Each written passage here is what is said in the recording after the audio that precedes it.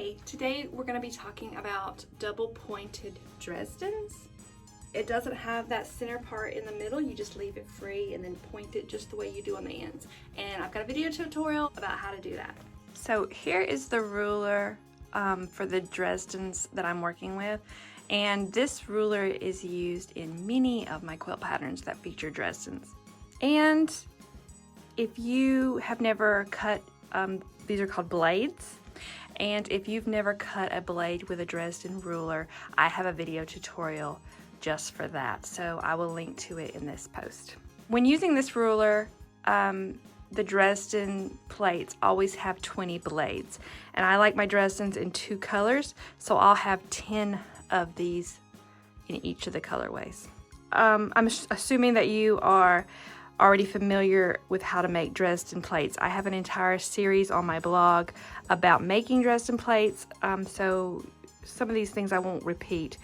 As far as how to make them, you can go back and look at past videos for that. What we're talking about today is just the 2 pointed Dresden plates, and in this plate you don't have to put that circle because both sides end up finished.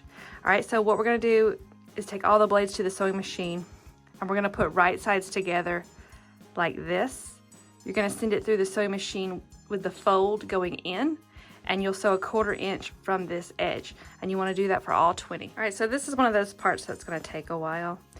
We're just going to flip all these inside out, and I'm not going to go through exactly how to do this because, like I mentioned before, there's a video tutorial. But first, we're turning them all out, and then we're popping this seam out with the little wooden thing that came with your Dresden ruler. If you don't have one of these, a pair of blunt scissors will be fine, but I'm going to do that for all of these. All right, so now that their points are out, I'm just going through and I'm giving them all a press, making sure that seam lines up in the middle. If you need a little bit more instruction on this part, like I said, there's a video tutorial separate that goes into this into full detail. All pressed. And now we just do the same thing that we've just done for this side for the side. And this one's a little bit tricky because it's such a tiny seam. But basically you're turning right sides together again. And then you're going to sew a 1/4 inch from this edge, and you're going to put the fold in first, and we'll do that for all of these. And I meant to mention before, such a short place to stitch, and when you're working with these and we're fiddling with them, they have a tendency of coming undone. It doesn't seem to matter too much on this, I guess because it's a little bit of a longer place to stitch, but on these short ones they just come undone a little bit. So what I do to combat that is I turn my stitch length down. Normally I sew at a 2, I think, what is it, millimeters, centimeters? I sew at the number 2, and then when I do these, I turn it down to 1.5. From here, we're going to do the exact same thing. We're turning these inside out, and we're using our little pointer to pop that corner out, just like that. And then we'll press it the same way. So making sure that our seam is right in the middle, just eyeballing it, and then it looks like that. So I'll go ahead and do that for the rest of these as well. So we have our double pointed Dresden blades now, and all we have to do is sew them together to get them made into a plate. And that's what I'm going to do. I'm going to take these stacks to my sewing machine, and I'm going to run them through the sewing machine by putting them right sides together and just going all the way down.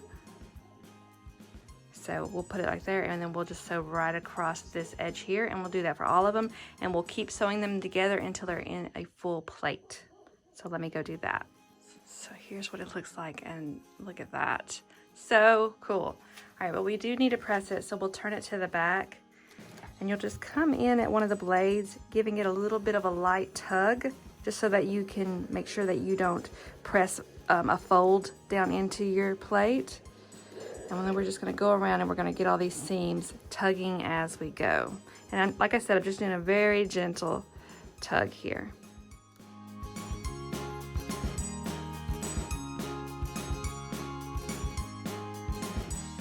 And we'll flip it over and we'll press one more time.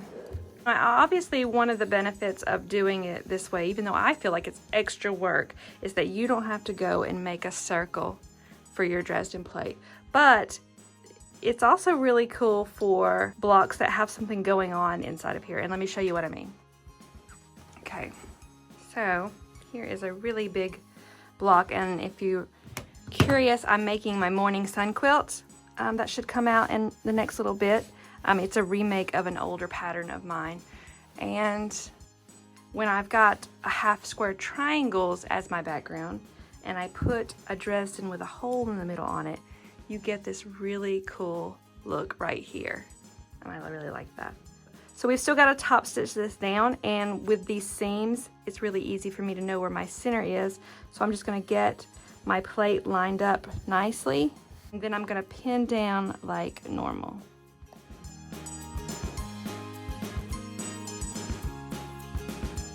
So we have to top stitch this, and I'm gonna top stitch around this part first. We're using a straight stitch, and we're just going around just a hair around the edges.